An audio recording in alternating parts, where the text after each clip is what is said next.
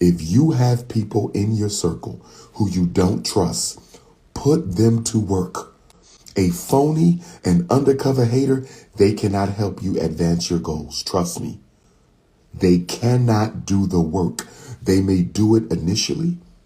They may do a couple things well, but if you keep them busy with work, sooner or later, they will crack because they are not there to help you. They are there to help themselves. And all you have to do is work them into leaving your organization. They will leave.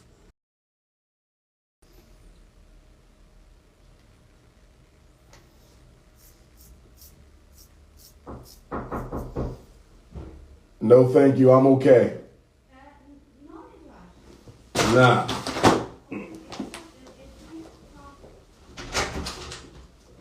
Nah.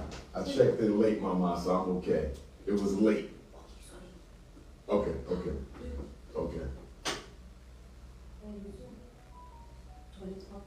Thank you, Mama. Okay. Thank you. All right. Okay. Thank you, Lord.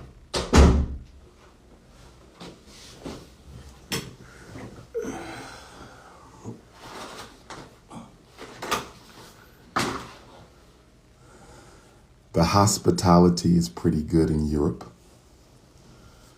The hospitality is pretty good in Europe.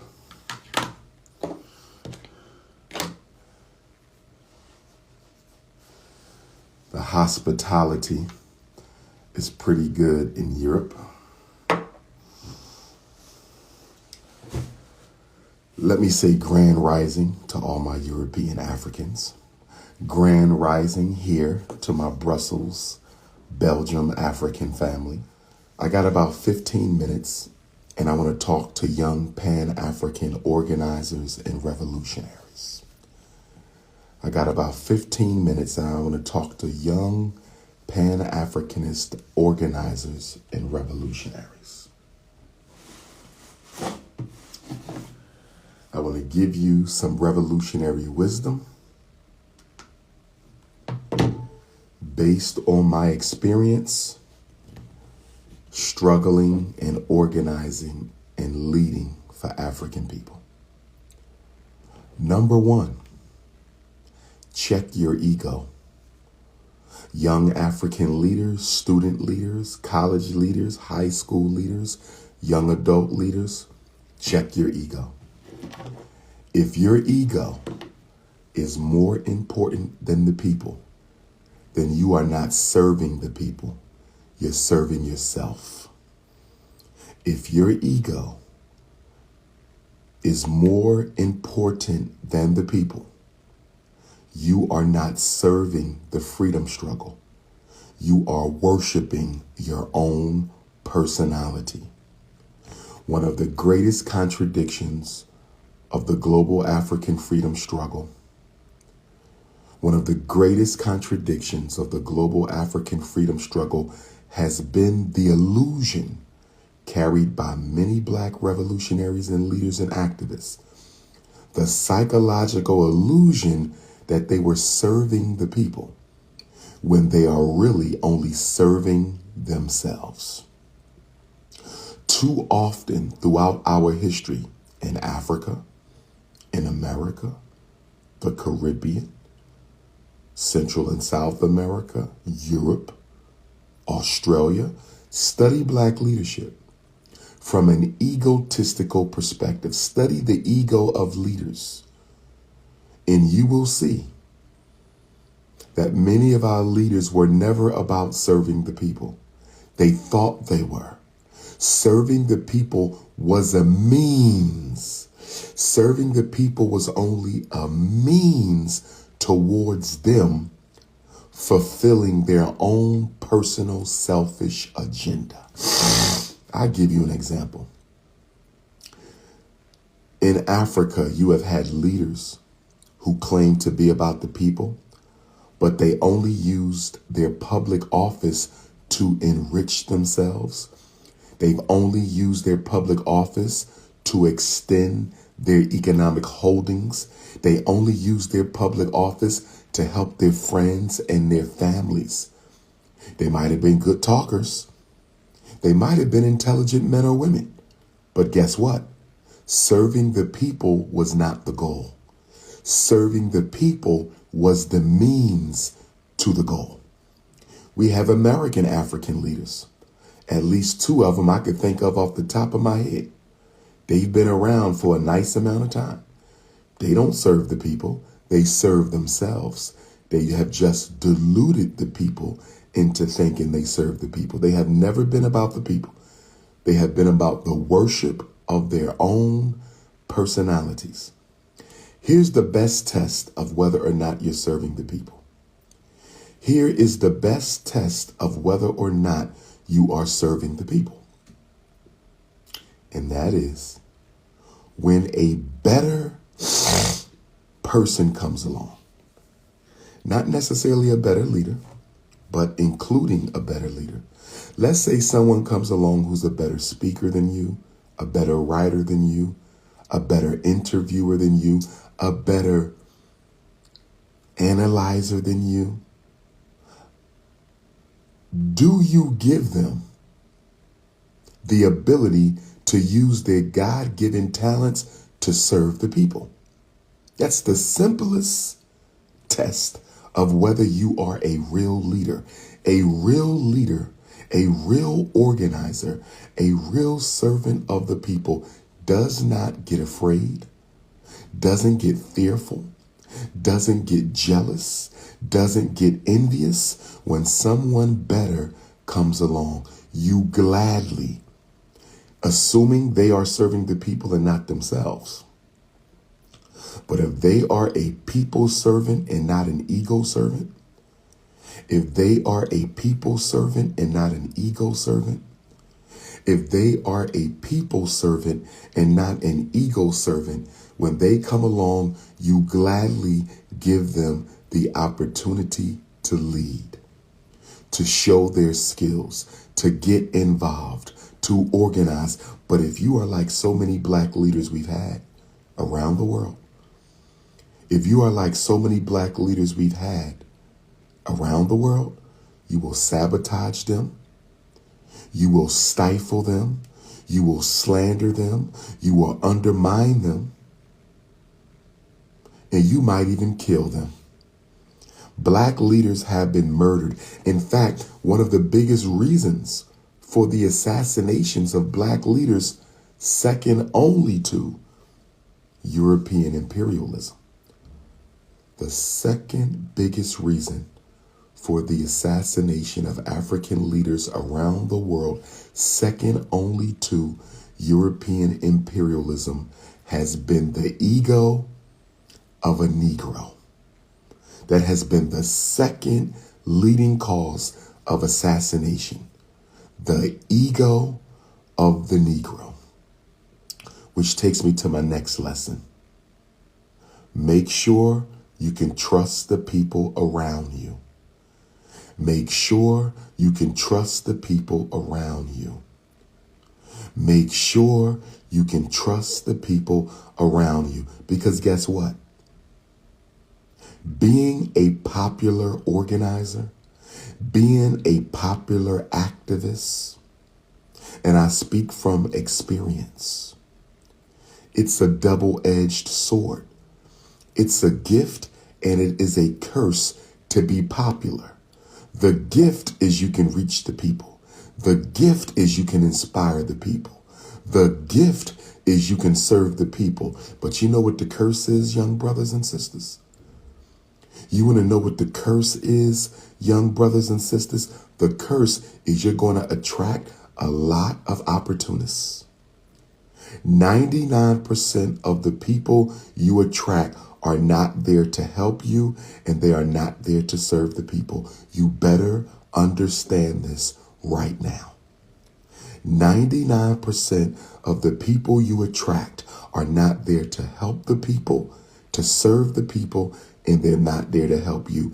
They are there to help themselves.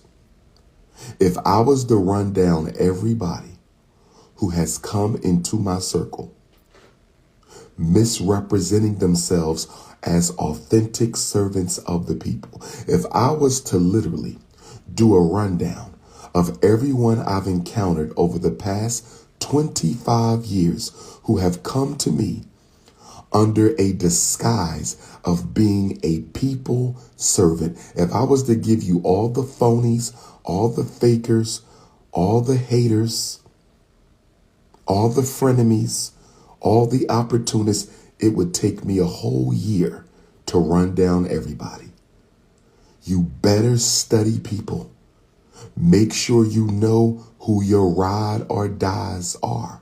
And if you don't have any ride and dies, you better find some, because you can't do this work without 1 or 2 or 3 or 4 people that you can trust. Remember, Patrice Emery Lumumba, the Honorable Patrice Emery Lumumba, to whom I dedicated my visit here in Brussels to, because he was assassinated on the orders of the Belgian government.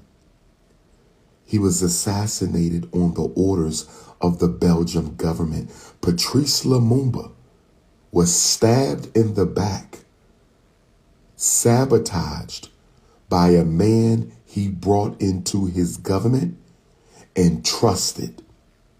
Mobutu Sese Seko. Mobutu was groomed by Lumumba, trained by Lumumba, raised by Lumumba, and he stabbed Lumumba in the back, assassinated the man, helped the Belgians assassinate Lumumba. And it was the Belgian government that ultimately oversaw the execution. Patrice Lumumba, although he had millions of supporters, he only had 2 men who went to the grave with him, 2 friends so committed to the liberation of the Congolese family. He only had 2 friends so committed to the liberation of the Congolese family that they went to their death with the Honorable Patrice Lumumba. He was loved by millions, supported by millions, but only 2 of them were courageous enough to stand by Lumumba even until their death. Let me give you a little secret on studying people. Put them to work.